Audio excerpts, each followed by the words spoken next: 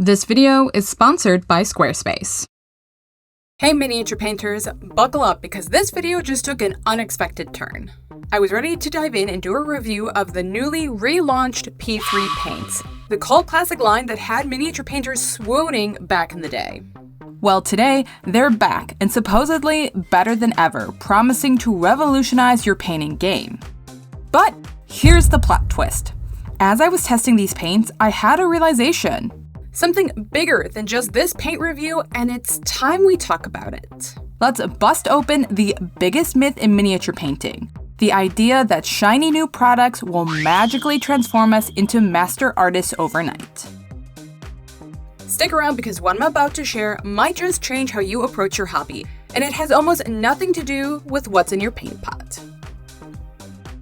Alright, let's get into my experience with these new P3 paints. I put them through their paces, and here's the scoop. Consistency? Creamy. Pigmentation? Great. Coverage? Solid. They tick all the boxes that you would expect from a quality paint.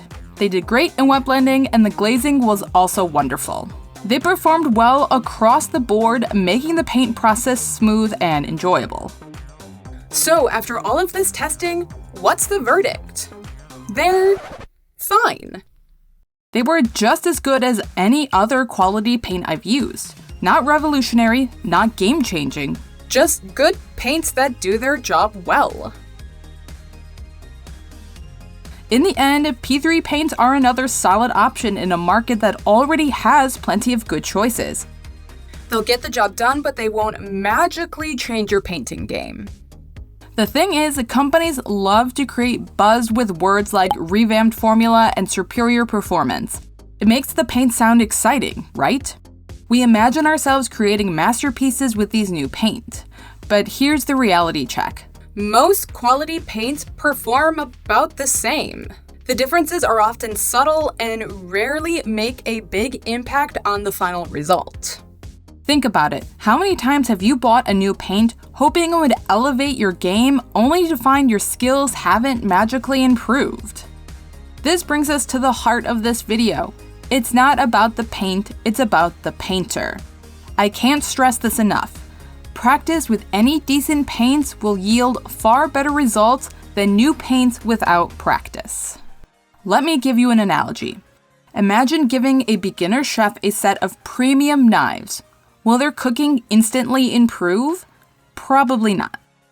Now imagine a skilled chef with a basic set of knives. They'll likely create amazing dishes because they've honed their techniques through practice. The same applies to miniature painting.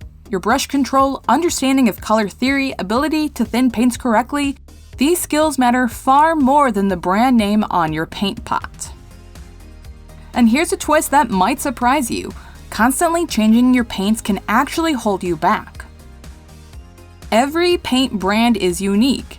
They each have their own consistency, drying time, pigment density, medium, and more. Mastering the quirks unique to each brand of paint is essential. It's not just about the paint, it's about how you work with the paint. The more familiar you are with your paints, the better you can manipulate them to achieve the effect you want. Switching brands means relearning. And every time you do, you're back to square one with learning the subtle differences unique to that paint brand. Now, this doesn't mean you should never try new paints. It's just that you need to consider all of the ramifications and make sure that buying new paints is an active choice. Understand that when you switch, you're signing up for a learning curve.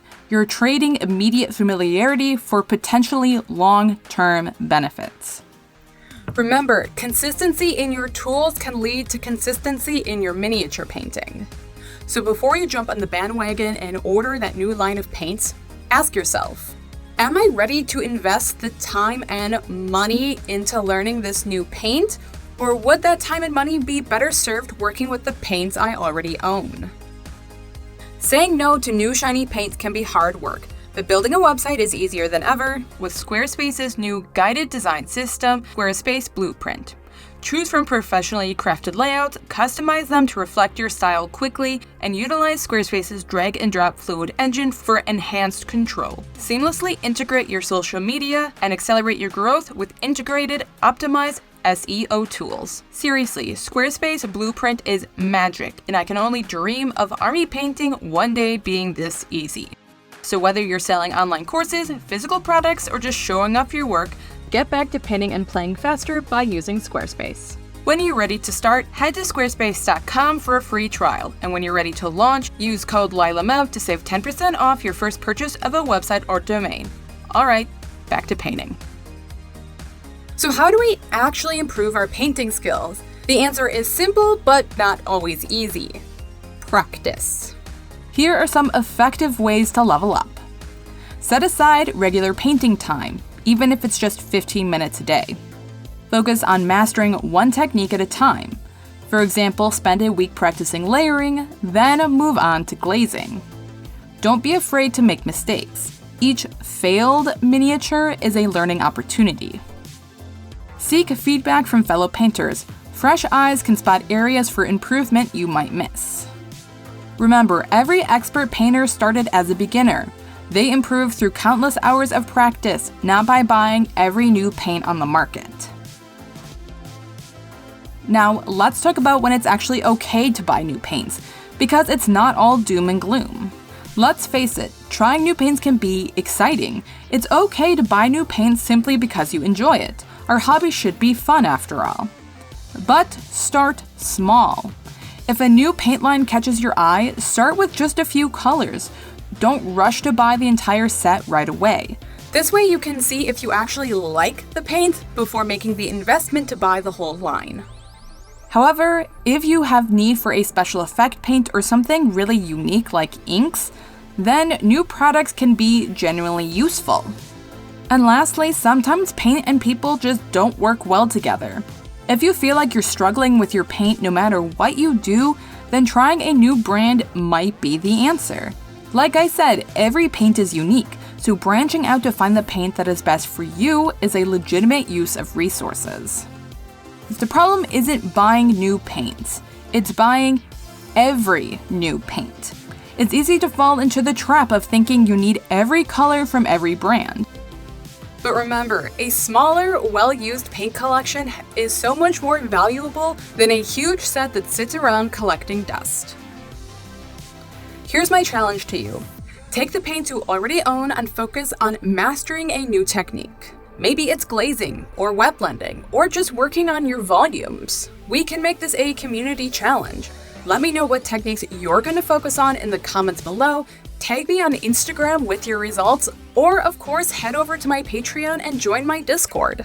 Let's grow together through practice, not purchasing.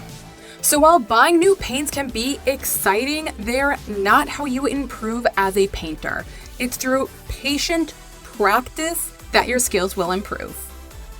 The P3 paints were good, and I'm sure if you buy them, you'll enjoy them. But next time you're tempted by some new revolutionary product, ask yourself, are the problems you're having really a paint problem, or are they a practice problem?